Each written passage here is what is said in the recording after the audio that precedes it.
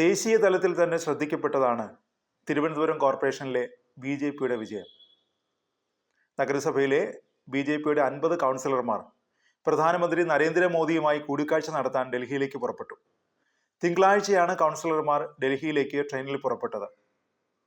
ഈ യാത്രയിൽ Sasthamangalam councillor R. ശ്രീലേഖയുടെ അസാന്നിധ്യം ശ്രദ്ധിക്കപ്പെട്ടു.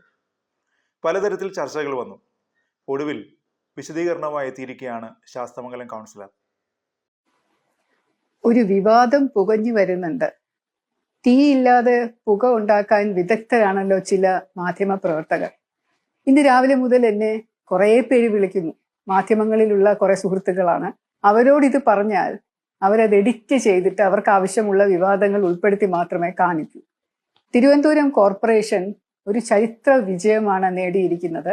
45 വർഷത്തിന് ശേഷം BJPയുടെ നേതൃത്വത്തിൽ ഒരു ഭരണം വന്നു എന്നത്.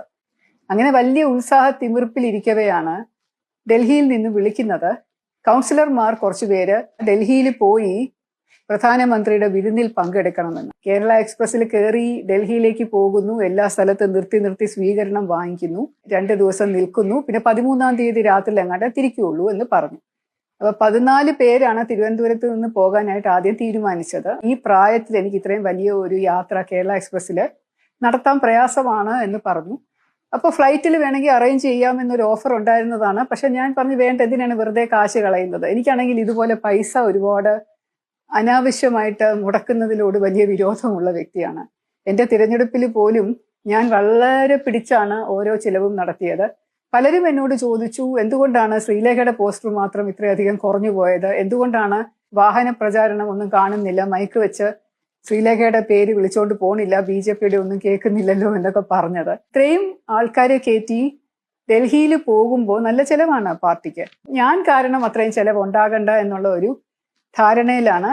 പിന്നെ എനിക്ക് പേഴ്സണലായിട്ട് കുറെ ബുദ്ധിമുട്ടുമുണ്ട്. അമ്മയ്ക്ക് 94 വയസ്സായി, വീട്ടിലുണ്ട്. 5 ദിവസം മാറി നിൽക്കാൻ പറ്റില്ല. വീട്ടിൽ ഇപ്പൊ സെർവന്റ് ഇല്ല, ലീവിലാണ്. കുക്കിംഗ് ഏറ്റെടുക്കണം, അമ്മയുടെ പരിപാലനം ഏറ്റെടുക്കണം, വീടിന്റെ വൃത്തി വെടുപ്പ് ഏറ്റെടുക്കണം, സാധനം വാങ്ങാൻ പോകണം.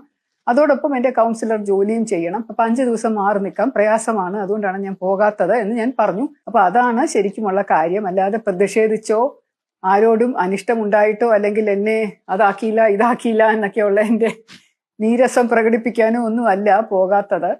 പിന്നെ വേറൊരു കാര്യം കൂടി ഇതിന്റെ കൂട്ടത്തിൽ പറയേണ്ടിയിരിക്കുന്നു. കാരണം ഞാനൊരു BJPയുടെ തികഞ്ഞ വിശ്വാസി ആയതുകൊണ്ട് ഭാരതീയ ജനതാ പാർട്ടി കൊണ്ടുവന്ന ഒരു നയമാണ് ഒരു രാജ്യം ഒരു തിരഞ്ഞെടുപ്പ് എന്നുള്ളത്. 1 നേഷൻ 1 ഇലക്ഷൻ.